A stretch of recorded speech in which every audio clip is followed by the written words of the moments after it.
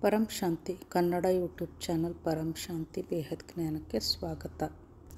ಇಂದು ನಾವು ಬೇಹದ್ನ ಪರಮ ಪಿತನ ಬಳಿ ಹೋಗುವಂತಹ ದಾರಿ ಯಾವುದು ಎಂಬುದನ್ನು ತಿಳಿಯೋಣ. ಬೇಹದ್ನ ಹೈ ಕ್ವಾಲಿಟಿಯ ಮಕ್ಕಳ ಬಗ್ಗೆ ಹೇಳಬೇಕೆಂದರೆ ಅವರು ತಮ್ಮ ಗುರಿಯನ್ನು ಎಂದಿಗೂ ಮರೆಯುವುದಿಲ್ಲ ಹಾಗೂ ಜ್ಞಾನವನ್ನು ಚೆನ್ನಾಗಿ ಅಧ್ಯಯನ ಮಾಡಿರುತ್ತಾರೆ, ತಿಳಿದುಕೊಂಡಿರುತ್ತಾರೆ. ಜ್ಞಾನವನ್ನು ಜೀವನದಲ್ಲಿ ಧಾರಣೆ ಮಾಡಿಕೊಂಡಿರುತ್ತಾರೆ ಅಂದರೆ ಜ್ಞಾನ ಸ್ವರೂಪರಾಗಿರುತ್ತಾರೆ. ನಾನೊಂದು ಆತ್ಮವಾಗಿದ್ದೇನೆ ಎಂಬ ಆತ್ಮದ ಅನುಭೂತಿಯನ್ನು ಮಾಡಿಕೊಳ್ಳುವುದು ಹಾಗೂ ಸದಾ ಕರ್ಮಯೋಗಿ ಜೀವನವನ್ನು ಬೇಹದ್ನ ಮಕ್ಕಳು ನಡೆಸುತ್ತಿರುತ್ತಾರೆ.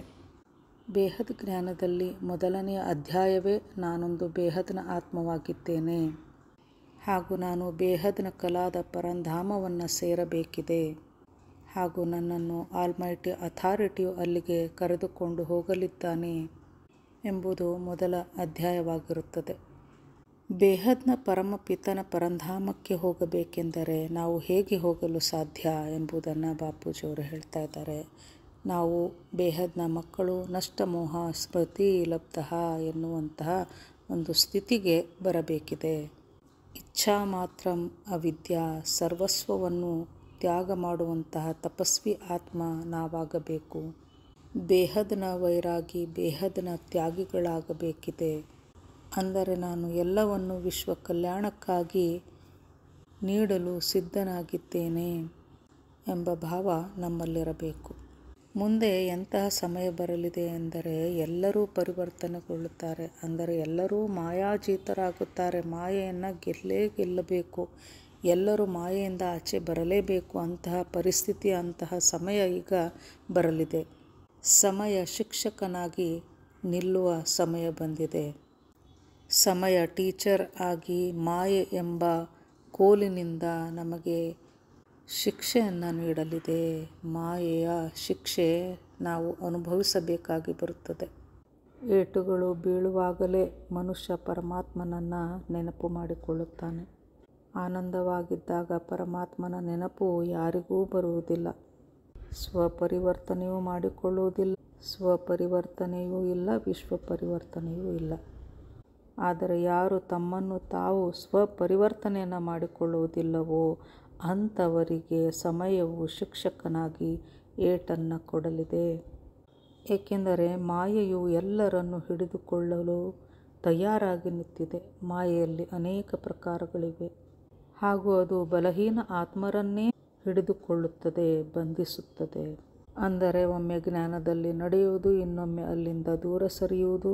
ಈ ರೀತಿ ಆಟವಾಡುತ್ತಾ ಕುಳಿತಿರುವಂತಹ ಮಕ್ಕಳಿಗೆ ಮಾಯೆಯು ಸರಿಯಾದ ಏಟನ್ನು ಕೊಡುತ್ತದೆ. ಅವರ ಮುಂದೆ ಕರ್ಮ ಬಂಧನಗಳು ಘೋರವಾಗಿ ಬರತೊಡಗುತ್ತವೆ. ಮಾಯೆಯು ಬಹುದೊಡ್ಡ ಶಿಕ್ಷೆಯನ್ನು ಕೊಡುತ್ತಾಳೆ. ಮಾಯೆ ಅಂದರೆ ಇಲ್ಲಿ ತಾವು ಮಾಡಿದ ಕರ್ಮಗಳೇ ಅವರಿಗೆ ಬಹಳ ಭಯಂಕರ ಶಿಕ್ಷೆಯನ್ನು ಕೊಡಲು ಆರಂಭಿಸುತ್ತದೆ. ತಮ್ಮ ಕರ್ಮಗಳು ತಮ್ಮ ಮುಂದೆ ಬಂದಾಗ ಜನ ಆ ಭಗವಂತನನ್ನೂ ಸಹ ದೂಷಿಸುತ್ತಾರೆ, ಆ ಭಗವಂತನಿಗೂ ಸಹ ಬೈಯಲು ಆರಂಭಿಸುತ್ತಾರೆ. ಹೇ ಭಗವಂತ, ನೀನೆಷ್ಟು ನಿಷ್ಠುರವಾಗಿದ್ದೀಯಾ, ನಿನಗೆ ಕಣ್ಣು ಕಾಣುವುದಿಲ್ಲವೇ ಎಂತೆಲ್ಲ ಭಗವಂತನನ್ನು ಬೈಯಲು ಆರಂಭಿಸುತ್ತಾರೆ. ಹೀಗೆಲ್ಲ ಆಗಲು ಅಜ್ಞಾನವೆಂಬ ಅಂಧಕಾರವೇ ಕಾರಣ. ಎಲ್ಲರೂ ಅಜ್ಞಾನದಲ್ಲಿ ಮುಳುಗಿದ್ದಾರೆ. ಜ್ಞಾನವನ್ನು ನಾವು ತಿಳಿದುಕೊಳ್ಳಬೇಕಿದೆ. ಜ್ಞಾನ ಎಂದರೆ ಪ್ರಕಾಶ. ಮೊದಲು ಬ್ರಹ್ಮಜ್ಞಾನವಿತ್ತು, ವೇದಗಳ ಜ್ಞಾನವಿತ್ತು. ವೇದ ಎಂದರೆ ಪ್ರಕಾಶ ಎಂದರ್ಥ. ಬ್ರಹ್ಮನನ್ನು ಅರಿತವನನ್ನು ಬ್ರಾಹ್ಮಣ ಎನ್ನುತ್ತಿದ್ದರು.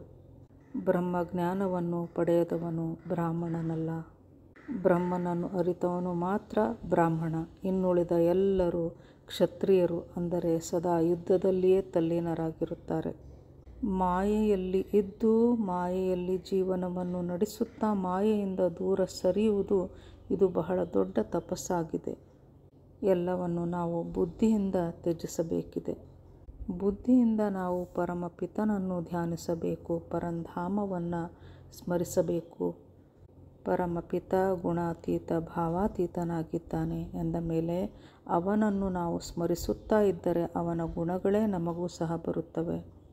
ನಾವು ಸತೋ ರಜೋ ತಮೋ ಈ ಮೂರೂ ಗುಣಗಳಿಂದ ಆಚೆ ಬರಬೇಕಿದೆ. ತ್ರಿಗುಣಾತೀತರಾಗಬೇಕಿದೆ. ಭಾವಾತೀತ, ಕರ್ಮಾತೀತ, ಗುಣಾತೀತ ಇದೆಲ್ಲವನ್ನು ನಾವು ಮಾಯೆಯಿಂದ ದೂರ ಸರಿದಾಗ ಇದನ್ನು ಸಾಧಿಸಲು ಸಾಧ್ಯ. ಮಾಯೆಯನ್ನು ಗೆದ್ದರೆ ಇಡೀ ಜಗತ್ತನ್ನೇ ಗೆದ್ದ ಹಾಗೆ. ಜಗತ್ತನ್ನು ಗೆದ್ದ ಆತ್ಮ ತನ್ನ ಗುರಿಯನ್ನು ತಲುಪಿಯೇ ತಲುಪುತ್ತದೆ. ಗುರಿಯನ್ನು ತಲುಪುವುದು ಅಂದರೆ ಪರಮಪಿತನನ್ನು ನಾವು ಸ್ಮರಿಸುತ್ತಾ ಪರಮಪಿತನ ಧಾಮವನ್ನು ಸೇರುವುದು. ಭೂಮಿಯಿಂದ 1,00,000 ಕಿಲೋಮೀಟರ್ ಮೇಲೆ ಬೇಹದ್ನ ಪರಮಪಿತನು ಮಕ್ಕಳಿಗಾಗಿ ಕಾಯುತ್ತಿದ್ದಾನೆ. ಬೇಹದ್ನ ಮಕ್ಕಳಿಗಾಗಿ ವಿಮಾನವನ್ನು ತೆಗೆದುಕೊಂಡು ಪರಮಪಿತ ನಮಗಾಗಿ ಅಲ್ಲಿ ಕಾಯುತ್ತಿದ್ದಾನೆ. ಇದರಂತೆ ಅನೇಕ ಧರ್ಮ, ಮತ, ಪಂಥದ ಸಂಪ್ರದಾಯಗಳ ಆತ್ಮಗಳ ರಚನಾಕಾರರು ಮೇಲೆ ವಿಮಾನಗಳನ್ನು ತೆಗೆದುಕೊಂಡು ತಮ್ಮ ತಮ್ಮ ಮಕ್ಕಳಿಗಾಗಿ ಕಾಯುತ್ತಿದ್ದಾರೆ. ಸ್ಥೂಲ ಜಗತ್ತನ್ನು ನಡೆಸುತ್ತಿರುವಂತಹ ಎಲ್ಲರ ಸೃಷ್ಟಿಕರ್ತರು ಸೂಕ್ಷ್ಮದಲ್ಲಿದ್ದಾರೆ. ಎಲ್ಲರೂ ತಮ್ಮ ಪೋರ್ಟಲ್ಗಳನ್ನು, ಬಾಗಿಲನ್ನು ಓಪನ್ ಮಾಡಿಕೊಂಡು ಮಕ್ಕಳಿಗಾಗಿ ಕಾಯುತ್ತಿದ್ದಾರೆ. ಅಂದರೆ ತಮ್ಮ ತಮ್ಮ ವಿಮಾನಗಳ ಬಾಗಿಲನ್ನು ತೆರೆದುಕೊಂಡು ಮಕ್ಕಳಿಗಾಗಿ ಕಾಯುತ್ತಿದ್ದಾರೆ. ಸೃಷ್ಟಿಕರ್ತನು ತನ್ನ ರಚನೆಗಳನ್ನು ಹುಡುಕುತ್ತಿದ್ದಾನೆ. ಇದನ್ನೆಲ್ಲ ತಿಳಿದುಕೊಳ್ಳಬೇಕೆಂದರೆ ಎಲ್ಲದಕ್ಕೂ ಮೊದಲು ಜ್ಞಾನವನ್ನು ನಾವು ಪಡೆದುಕೊಳ್ಳಬೇಕು. ಜ್ಞಾನ ಸಾಗರದಲ್ಲಿ ಮುಳುಗಬೇಕು. ಚಿಂತನ ಮಂಥನ ನಡೆಸಬೇಕು. ಎಷ್ಟು ಜ್ಞಾನವಿದೆಯೋ ಅಷ್ಟು ನಮಗೆ ಧ್ಯಾನವು ಹತ್ತುತ್ತದೆ.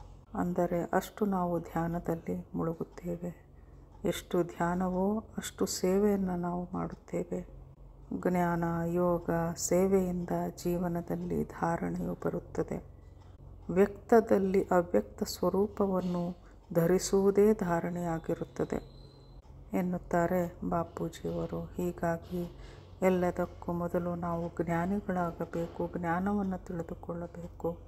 ಪರಂ ಶಾಂತಿ. ಪರಮ ಶಾಂತಿ ಸೋಚೋ ಬೋಲೋ ಪರಂ ಶಾಂತಿ.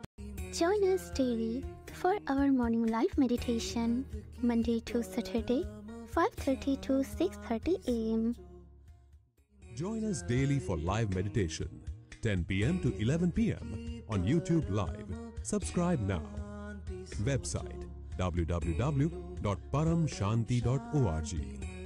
Email us anant@paramshanti.org. Like, share, subscribe. Join today.